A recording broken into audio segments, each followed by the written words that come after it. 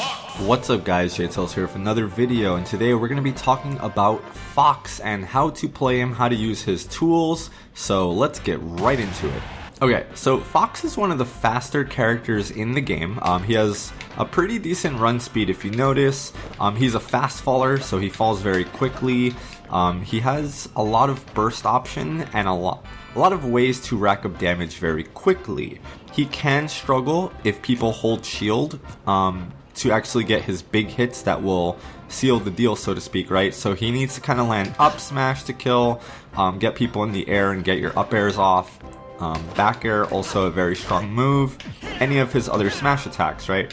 But his throws don't really kill.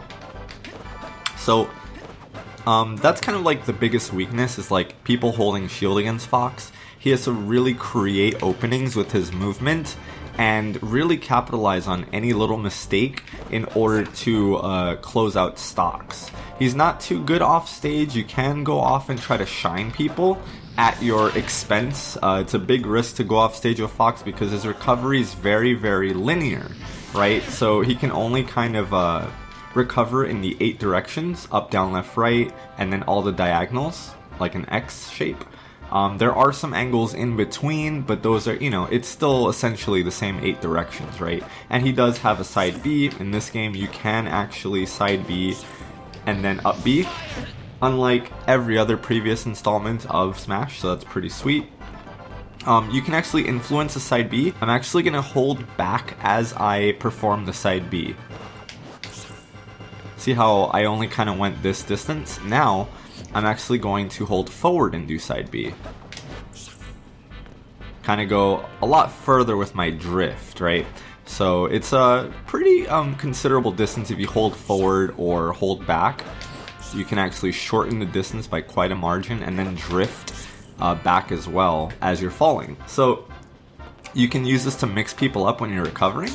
Either hold forward to grab the ledge or kind of hold back to shorten it and then recover from low, or you can even use your up B from a diagonal angle and mix people up that way. Pretty good. But recovering is definitely one of Fox's biggest weaknesses, as well as just kind of like not getting the kill and being pretty light. But let's go into some of his move sets, right? So one of the most often used moves you're going to use is his dash attack. Dash attack actually combos into up tilt if you buffer it. I'm basically just holding up and A after I press A on the dash attack. Right, and you can get that 2-piece. You can even combo 2 up tilts off of dash attack if you buffer both of them. Alright, see how the combo counter says 3. Dash attack can also combo into up air at certain percents. Forward air. Dash attack is basically how you're going to punish people for touching the ground. You don't want to let them come down. They can air dodge off of this, but you want to just make sure that you're, keeping them in the air and not letting them touch the ground really as best as you can. So dash attack is going to be your main tool. Your second main tool is going to be your nair. If you fast fall your neutral air, your opponent cannot shield grab you if you don't hit the top of their shield. If you hit kind of like the middle, you can actually mash jabs afterwards. And if they try to grab you, they will get jabbed. However, if you fast fall nair and then you jab and they hold shield, they're just going to block these kicks and then you're going to get punished. So it creates a 50-50 situation where your opponent can choose to keep shielding, and you can nair and then grab them if they continue to shield. Or you can nair into jabs if you think they're going to either try to attack you or try to grab you. Then you beat them out with the jabs, get some 20%, maybe 16%, depending on the situation, and rack their damage up. But nair really is what creates the advantage state for Fox. It's what actually leads into up smash as well at higher percents. So this is your combo starter, one of your setups into a kill. If they actually miss this tech right here, you can even if they do tech, you can read their tech roll and punish them, depending if you guess left or right. So once again, Nair creates a lot of opportunities for Fox, and I would strongly recommend it. So Nair and dash attack are going to be your primary tools. Definitely dash attack is punishable if your opponent shields it. However, if you initiate dash attack early, you'll end up in front of them, right? But if we initiate dash attack late, Fox will actually go through their body and end up behind them after they shield it. So depending on when you press the A button to initiate dash attack can determine if your dash attack crosses up or not. And this is a really important tool of Fox. You always want to, if they're going to block it, try to end up behind them. If they're not going to block it and you're punishing a landing, then that's when you really want to not try to cross up. You just want to punish them for touching the ground, essentially, right? Because remember, people can't shield the moment that they touch the ground in this game, so this is something that you want to really capitalize on. And you can really kind of string these moves together: dash attack, nair, and up tilt, kind of like as you go along. Nair can lead into dash attack can lead into nair. So Fox is kind of like a, kind of like a build your own combo kind of character. We can even throw down tilt in here, right? Dash attack, nair, higher percents, dash attack, nair, down tilt, nair, down tilt. You can kind of string these. Sometimes people can air dodge, but if you're waiting for the air dodge, you can then just dash attack again and set them up for more combo strings. So Fox is just a very, very explosive character, and you definitely want to just pay attention to when people are touching the ground, because there is actually a crouch animation that every character experiences the moment that they land, right? And so I'm going to be actually holding my shield once I touch the ground, right? So right here would be the optimal moment for no matter what character you're playing, for you to attack me, because I can't dodge. If I dodge, I'm going to land on the ground a few frames after, so my dodge won't have invincibility, and I also can't shield because I'm not on the ground. Now I'm holding shield. Notice how Fox has to first land, then stand up, and then get his shield up, right? So in that time period is when you really want to punish people. This is just a part of the game that's very important. And Fox really capitalizes on it more than many other characters. Back air can also lead into dash attack as a combo at low percents. And you can kind of string forward airs. You can actually drag down with your forward air as well, which is pretty sweet, depending on their percent. And so basically what I'm doing is dash attack, drag down, fair. And if they miss this tech, you can jab, jab, and then get an up smash. If you don't want to worry about missing the jab block with your jabs, you can just perform an up smash after the drag down. Up smash is a very, very important tool. This is your anti-air. If anyone's going to jump in on you and swing, you can actually take this trade, right? So even if you hit them at the same time that they hit you, and they're at like 95%, 105, 110, you should get the stock, unless they're a heavyweight, right? But this move is used to contest people coming from the air. You just kind of go in and let it rip, right?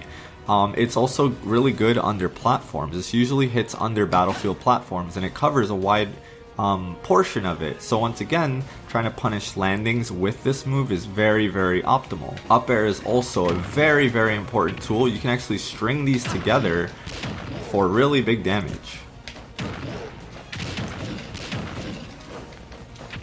So you want to really get used to stringing up airs together, and after touching the ground, jumping again, right? So kind of like really chaining these, and you can really score some sweet KOs with up air.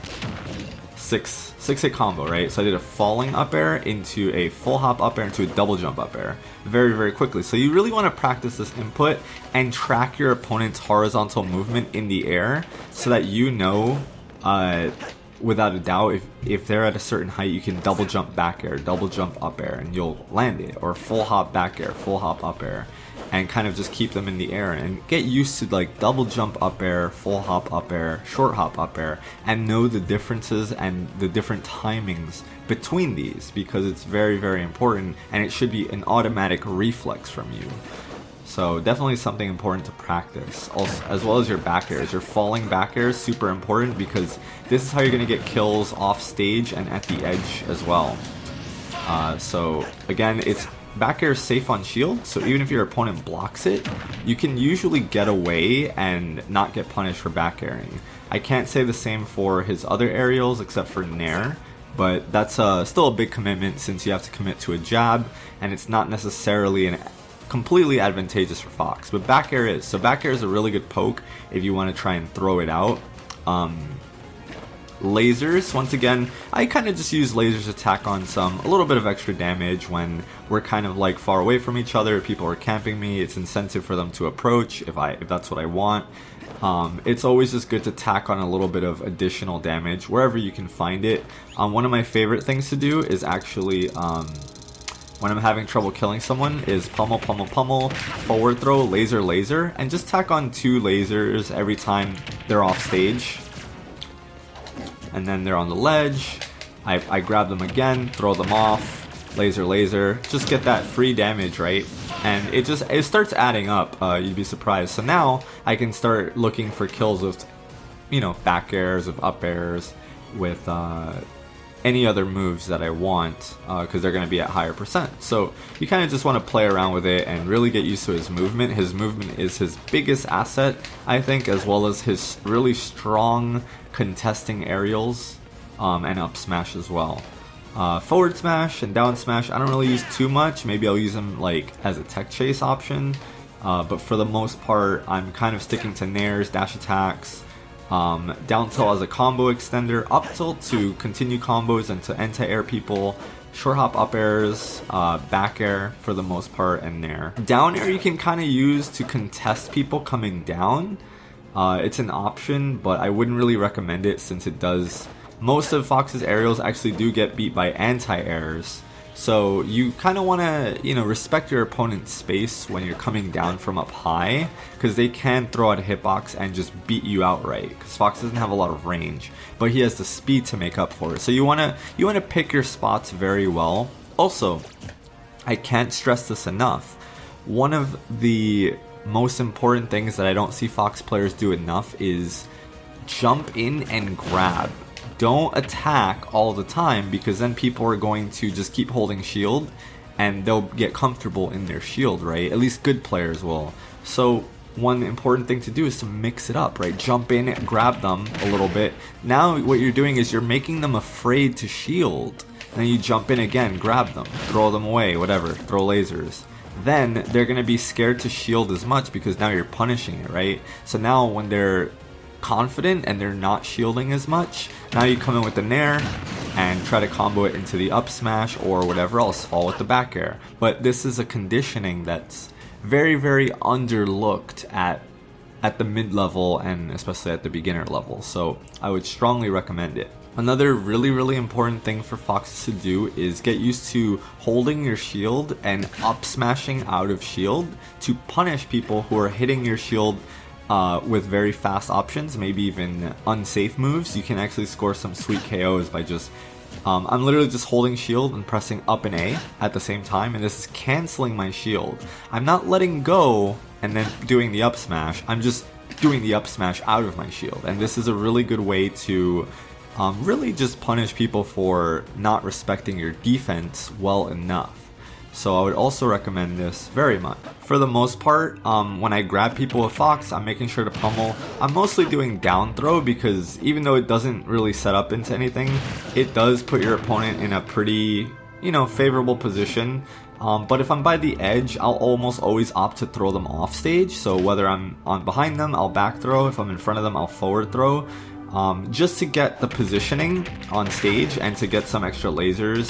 And maybe I'll do one of those depending on the matchup. But for the most part, guys, I'm waiting on the ledge and I'm trying to just grab their forward get up and dash attack their roll. If they choose to jump, then I'm going to try to scout that out with back airs or up airs. And we see this from tournament level Fox players all the time. They'll kind of like fish for that jump ledge option that people do, and they'll just back air it immediately and score some stocks, right?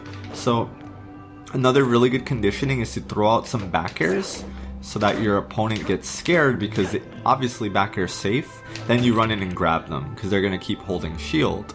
So it's just different ways to condition your opponent and to just open them up But I think that Fox is a really fun, fast-paced character, and it does require good fundamentals to play with and do well with. So hopefully this video helps you out. If you guys did enjoy this video, please give it a thumbs up. I would greatly appreciate it. And consider subscribing to the channel if you haven't done so yet. I put out tons of great educational content for Smash as well as getting to other games, so hopefully you guys stick around for the journey with that. And yeah, let me know in the comments who you guys want to see next, and I will see you all next time. Later.